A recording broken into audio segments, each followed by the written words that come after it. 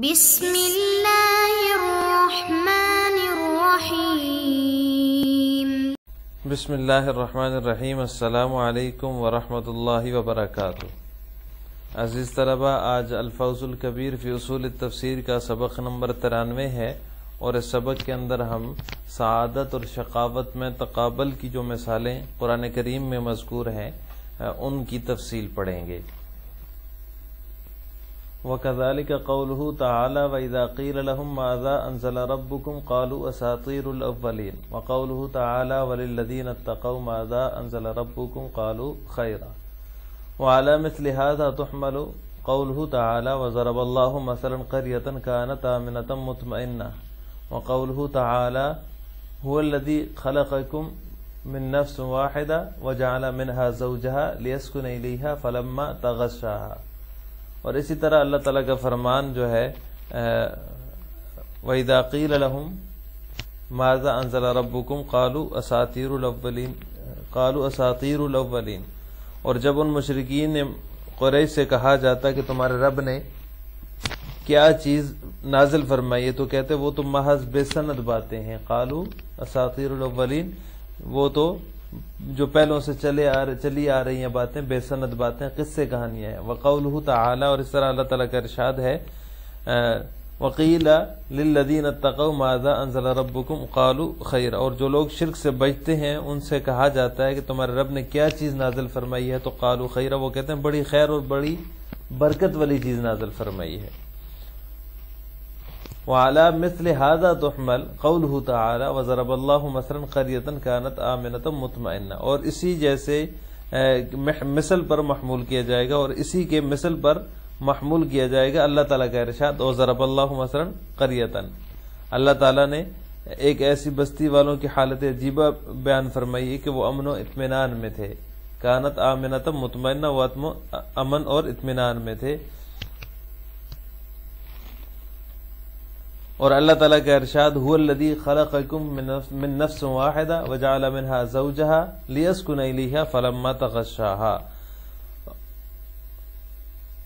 وہ اللہ ایسا ہے جس نے تم کو ایک جاندار سے پیدا کیا، وجعل منها زوجها، اور اسی سے اس کا جوڑا بنایا تاکہ وہ اس جوڑے سے انس حاصل کر سکے۔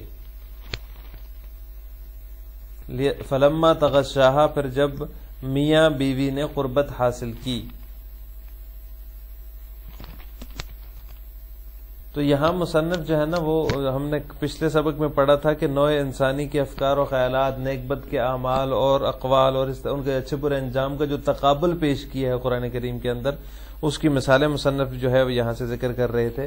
تو ہم نے ایک مثال وَوَصَّيْنَا الْإِنسَانَ بِوَالِدِهِ پڑھ لی تھی، آج آگے کی مثالیں پڑھیں گے۔ مصنف رحمہ اللہ تعالیٰ کے ہاں ان آیات کا مصداق جو ہے وہ متعین نہیں ہے، بلکہ بتقاضۂ عموم جس میں بھی یہ اوصاف پائے جائیں گے اور یہ خصوصیات پائی جائیں گی وہ آیت کا مصداق ہے، اگرچہ مفسرین نے ان کے محمل اور مصداق کو مشخص کر رکھا ہے، یعنی بعض مفسرین نے ان کا جو محمل ہے، یعنی اس آیت کو کس پر محمول کیا گیا ہے اور اس آیت کا کیا مصداق ہے، اس کے بارے میں جو ہے وہ بعض مفسرین نے ان کو مشخص کیا ہے کہ اس سے یہی مراد ہے، یعنی کہ تخصیص کی ہے۔ لیکن شاہ صاحب کے نزدیک جو ہے وہ فرماتے ہیں کہ اس کے اندر جو ہے وہ کیا کہتے ہیں عموم پایا جاتا ہے، اس میں جتنے اوصاف اور خصوصیات ہیں وہ آیت کا مصداق ہیں، چاہے وہ جس میں بھی پائی جائیں۔ تو ان میں سے سب سے پہلی مثال جو ہے وہ ہے وَإِذَا قِيلَ لَهُمْ مَاذَا أَنزَلَ رَبُّكُمْ قَالُوا خَيْرًا وَإِذَا قِيلَ لَهُمْ مَاذَا أَنزَلَ رَبُّكُمْ قَالُوا أَسَاطِيرُ الْأَوَّلِينَ وَقِيلَ لِلَّذِينَ اتَّقَوْا مَاذَا أَنزَلَ رَبُّكُمْ قَالُوا خَيْرًا، یہ جو مصنف نے عبارت میں ذکر کی ہے۔ تو وَإِذَا قِيلَ لَهُمْ مَاذَا أَنزَلَ رَبُّكُمْ سے لے کر یہ فَلَبِئْسَ مَثْوَى الْمُتَكَبِّرِينَ تک، یہ جو ہے وہ بدنصیبوں کے انجام کا اس کے اندر تذکرہ ہے۔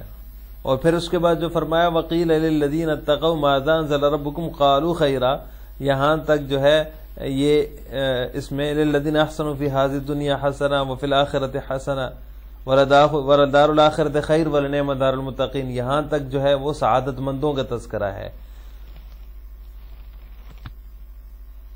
یہ سورہ نحل کی آیت ہے، اور اس کے بعد جو ہے وہ پورا جو ہے سعادت مندوں کا اور بد نصیبوں کا دونوں کا تذکرہ پیش کیا ہے قرآن کریم نے، اور ان کے درمیان تقابل کیا ہے.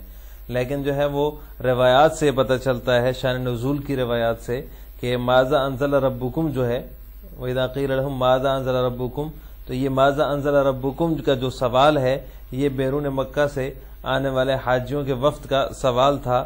تو اس کے جواب میں جو ہے وہ اساطیر الاولین جو ہے وہ کہنے والوں سے مراد جو ہے وہ نضر بن الحارث ہے، ولید بن مغیرہ ہے، اور اسی طرح جو ان کے چیلے ہیں انہوں نے یہ کہا تھا کہ قالو اساطیر الاولین، کہ یہ پرانے لوگوں کی قصے کہانیاں ہیں.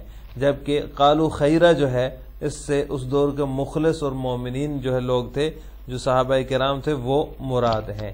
یعنی قالو خیرہ سے مراد وہ ہیں، اور قالو اساطیر الاولین اکتتبہا، قالو اساطیر الاولین، قالو اساطیر الاولین جو ہے اس کا مصداق جو ہے وہ مشرکین مکہ نضر بن حارث، ولید بن مغیرہ وغیرہ تھے.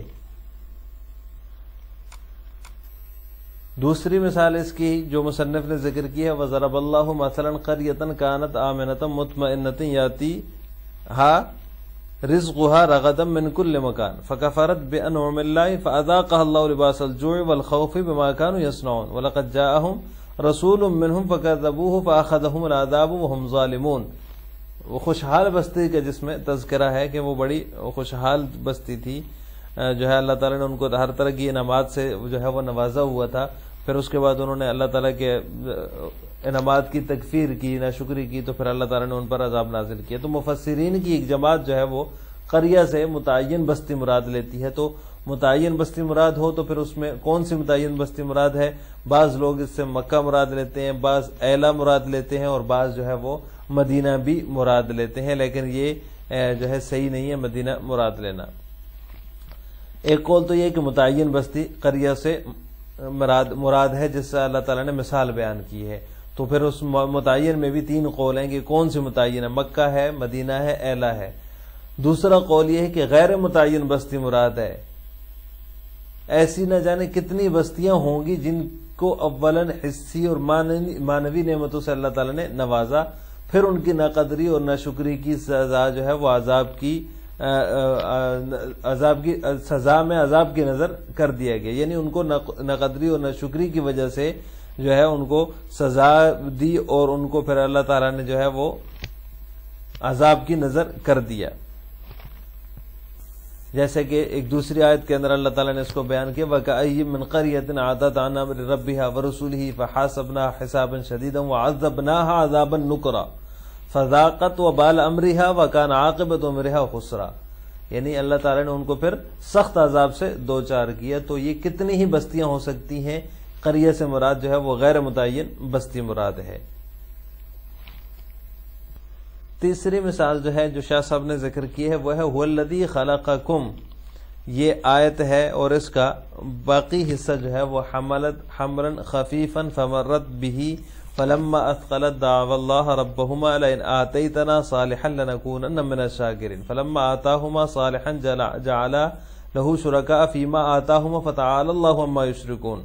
جب میاں نے بیوی سے قربت کی تو اس کو حمل ہو گیا، حملت حملا خفیفا، ہلکا سا، سو وہ اس کے کو لیے ہوئے چلتی پھرتی رہی. پھر جب وہ بوجھل ہو گئی تو دونوں میاں بیوی اللہ سے جو کہ ان کا مالک ہے دعا کرنے لگے، اے اللہ اگر آپ نے ہم کو صحیح سالم اولاد دے دی تو ہم خوب شکر گزاری کریں گے.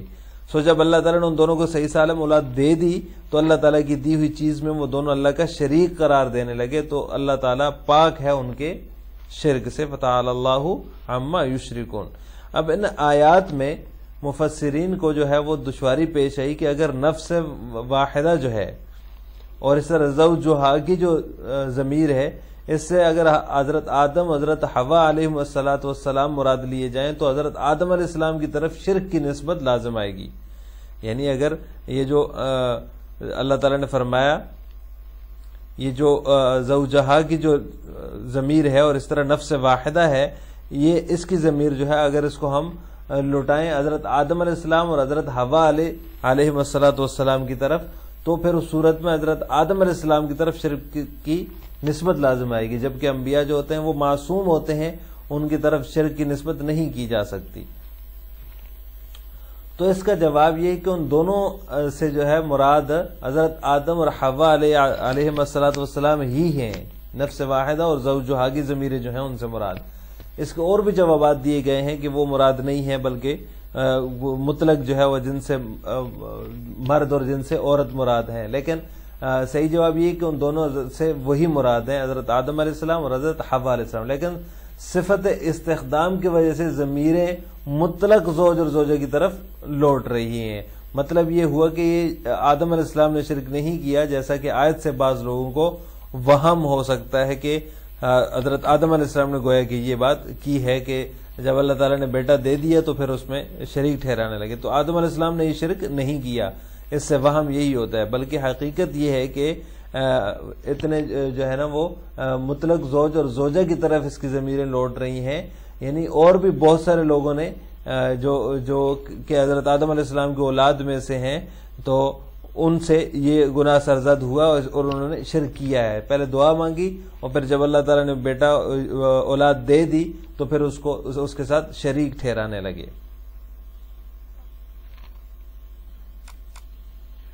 آج کے سبق کا خلاصہ یہ ہوا کہ ہم نے سعادت اور شقاوت کے تقابل میں 2 قرآنی مثالوں کی تفصیل پڑھی ہے۔